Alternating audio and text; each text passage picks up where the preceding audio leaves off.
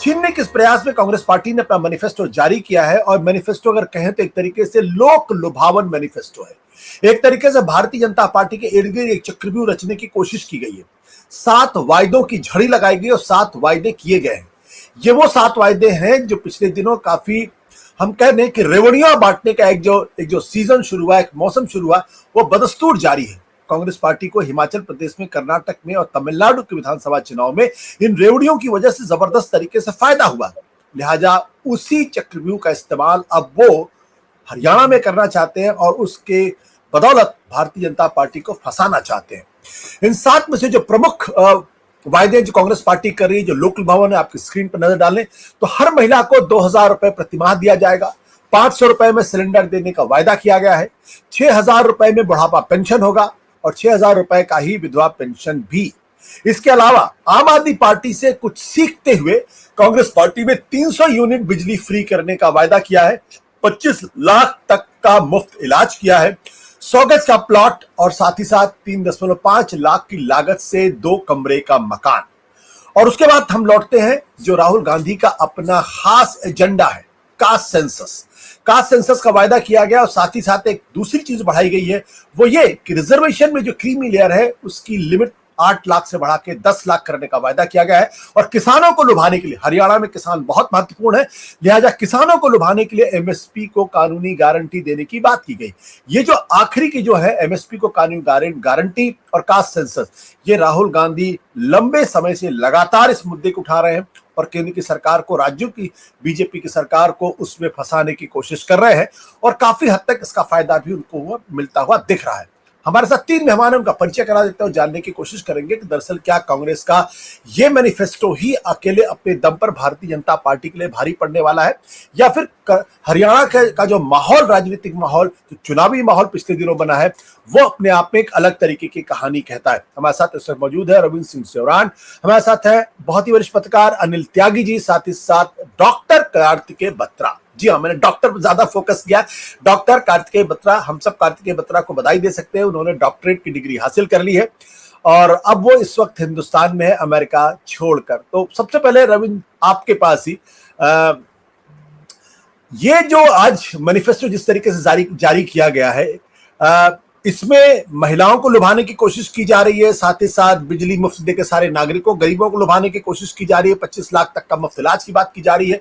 क्या आपको लगता है कांग्रेस पार्टी काफी कॉन्फिडेंट नजर आ रही है, इस आधार पर उसको हरियाणा को हराने में मदद मिलेगी?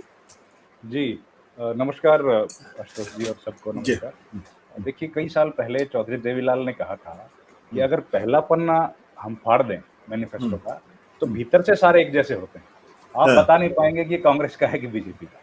तो मैनिफेस्टो तो इसी तरह के ये एक डॉक्यूमेंट है और ये जो मैनिफेस्टो रिलीज किया गया है अभी कांग्रेस की तरफ से बताया गया है कि इससे भी डिटेल्ड मैनिफेस्टो चंडीगढ़ में रिलीज किया जाएगा।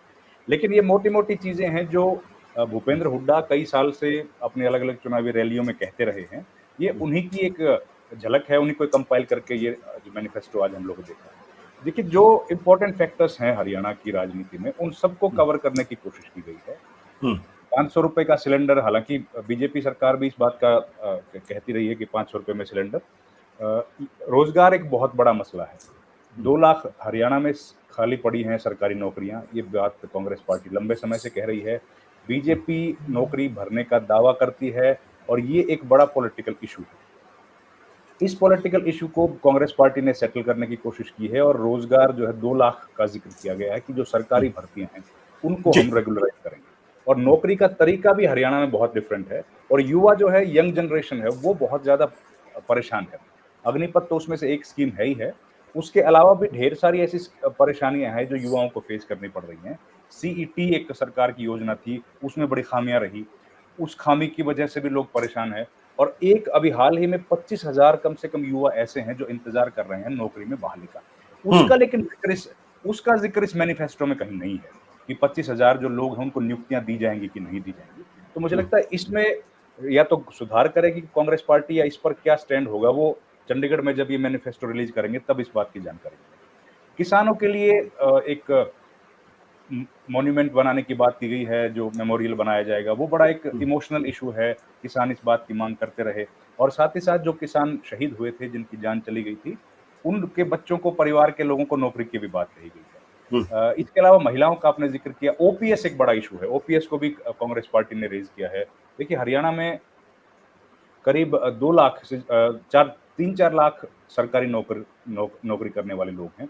उसमें जी। से जो 2004 के बाद जो नौकरी में आए हैं, 2005 के बाद, वो तमाम लोग ऐसे हैं जो ओपीएस की डिमांड कर रहे हैं।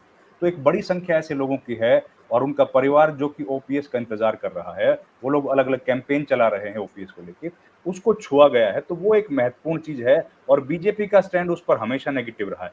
हालाँकि हुँ, ओपीएस देने के बावजूद राजस्थान में चुनाव हार गए थे, लेकिन यहाँ पर ओपीएस का बात एक बार फिर से की गई है और ये डिमांड्स इनमें से आशुतोष जी ज़्यादातर ऐसी डिमांड्स हैं, जो हुँ, जनता के बीच से आई हैं।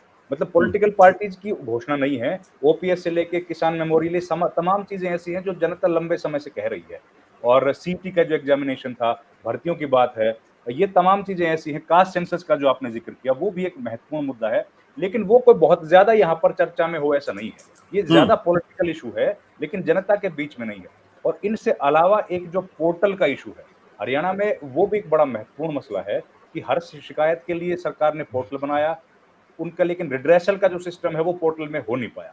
तो वो हुँ। भी एक बड़ा मसला है और उसको खत्म करने की बात भी कही गई है कि उसको, उस प्रथा को, पोर्टल की प्रथा को खत्म करेंगे और ये जी। तमाम चीज़ें वो हैं जो जनता को लाभ पहुँचाने वाली हैं। और एक, अगर हम लोग सरसरी नज़र से देखें, तो हुँ। सरसरी नज़र से ये तमाम चीज़ें लोक लुभावन हैं और कांग्रेस को फ़ायदा करने वाली चीज़ें दिख रही हैं।